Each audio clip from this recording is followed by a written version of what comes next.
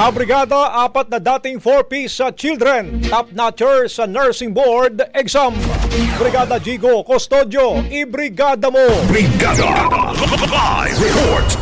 Pinuri ng Department of Social Welfare and Development ang apat na dating monitored children ng Pantawid Pamilyang Pilipino Program na pumasok sa top 10 ng May 2025 Philippine Nurse Licensure Examination. Kabilang sa mga top-notcher, sina Jamela Irish Casis ng Aguilar Pangasinan na top 6, Kyla May Narcisa ng Santo Domingo Nueva Ecija at Samantha Joy Eco Cruz ng Lingayen Pangasinan na parehong top 7 at Alay na Kyla Sina Dagupan City Pangasinan na top 8. Ayon kay DSWD Assistant Secretary Irene Dumlao, patunay ang kanilang tagumpay na ang 4Ps ay mabisang tulay sa pag-angat mula sa kahirapan. Bukod sa kanila, tatlong dating 4Ps children rin na nagtop sa ibang licensure exams ngayon taon.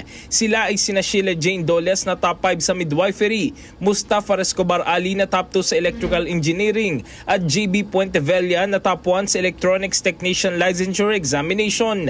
Patuloy naman ang DSWD sa pagpapatibay ng mga programa para labanan ang intergenerational poverty. In the heart of changing lives, ako si Brigada Jigo Custodio ng 105.1 Brigada News of Manila, The Music News Authority.